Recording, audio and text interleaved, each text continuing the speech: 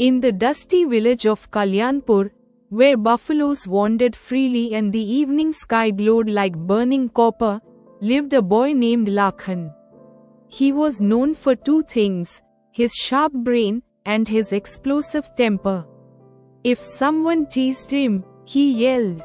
If someone lied, he fought. If someone touched his belongings, he exploded like a firecracker. But Lakhan had a reason. Everyone underestimated him. His family was poor, he wore torn sandals, and kids mocked him for living in a hut that had more holes than walls. One cold winter night, after losing his temper at school and breaking a wooden bench, Lakhan ran off to the old banyan tree at the edge of the village. He sat there alone, kicking rocks, fuming. That's when he noticed a strange, dusty lantern hanging from a branch. It wasn't glowing, but it hummed softly, like it wanted to speak. Lakhan frowned. What kind of lantern hums? He touched it. Suddenly, the lantern flickered to life, glowing with a golden warmth. A deep, soothing voice echoed from it. "Boy, why do you carry so much fire?" Lakhan stumbled back. "A talking lantern? I don't talk," the lantern replied. "I listen. And today, your anger shouted so loudly, even metal could hear." Lakhan didn't know whether to run or to argue, so he did what he always did, he argued. "People make me angry. They insult me, they push me.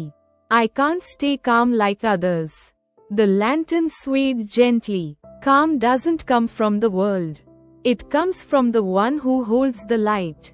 Lakhan raised an eyebrow. "And what light do I have?"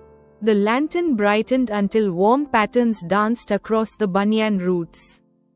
"The light of patience," it said, "hidden under layers of hurt." It gave him a task.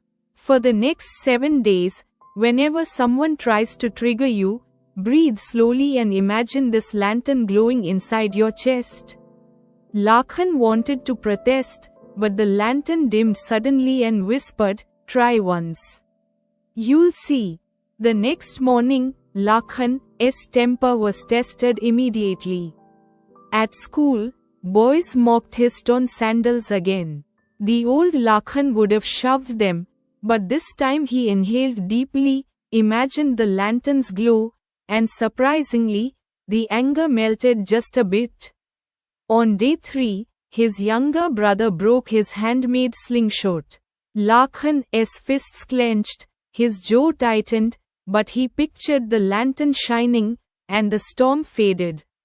By day 5, villagers noticed the change. Lakhan spoke softly. He helped neighbors. Even the stray dogs followed him around. Then came day 7, the real test. During the village wrestling match, the strongest boy, Ramu, mocked Lakhan loudly in front of everyone. "Look who came, the hut boy with weak bones." The crowd laughed. Lakhan felt the old heat rising, burning his chest. But then he closed his eyes and imagined the lantern glowing, steady, warm, unshakable.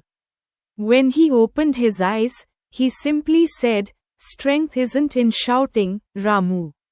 The entire crowd fell silent. He didn't fight back. He didn't react. He walked away with a calmness that stunned the whole village. That night, he returned to the banyan tree.